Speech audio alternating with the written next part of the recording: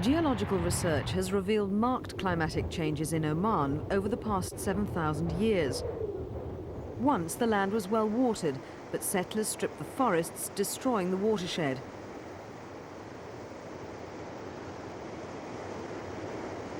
Fertile land was transformed into barren plains. Rainwater quickly evaporates or seeps down into underground reservoirs. For generations, Omanis have used water wisely, keeping a watchful eye on the levels in their life-giving wells. Generations of herdsmen have taken every care to ensure that the water supply is clean and pure. Pumps or machines have never been used here. Water is used as sparingly as possible to ensure that even during the long droughts which afflict the region, there'll be ample water for the herdsmen and their goats. To survive, the people have had to learn the natural signs that point to water. Ancient zizyphus trees grow here, their root systems tapped into an underground stream. Villagers have also had to find ways to carry the water down to their fields and gardens.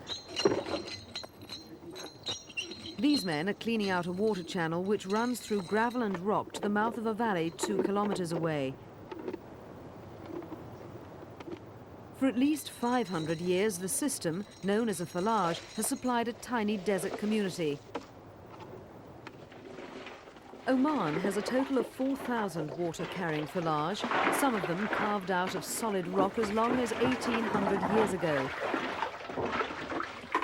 The knowledge and skill to build them was brought to Oman by Persian immigrants from across the Gulf.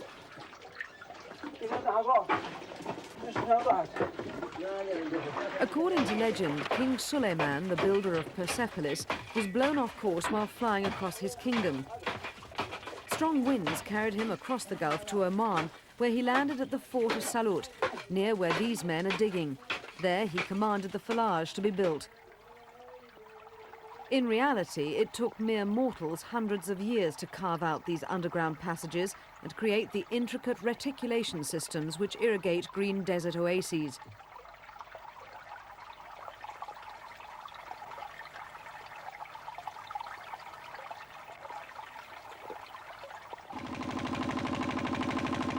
In recent years, some villagers have used pumps to extend the area of irrigated land, and in so doing ignored the ancient wisdom of the men who designed the Falaj.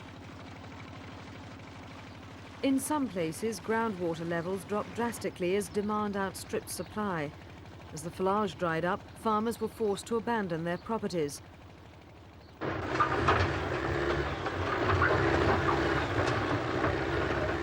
But in most areas, the Falaj is still functioning well, and here modern equipment is being used to restore a system carved out of solid bedrock. The Falaj is also being extended by 50 meters to reach a new source of water.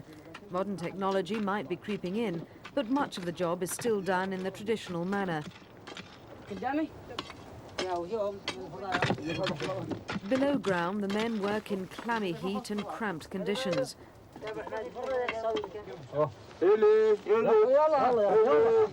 When the digging is completed, stones are used to cover the channel.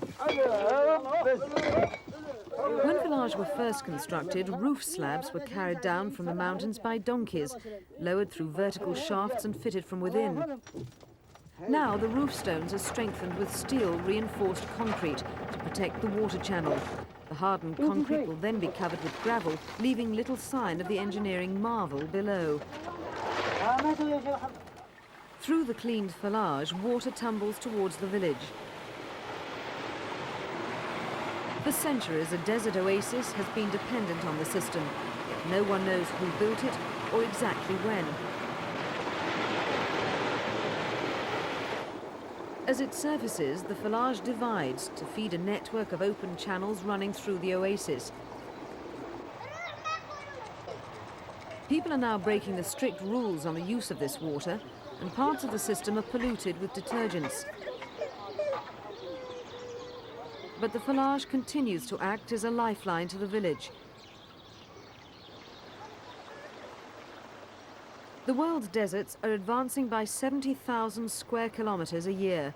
The effect has been disastrous, particularly in the southern Sahara and Western Asia. Yet here in Oman, which was claimed by the desert so long ago, the people have adapted to the environment and, with great care, created lush green oases. For countries constantly threatened by drought and resultant famine, there is much to be learned from Oman's Falaj system.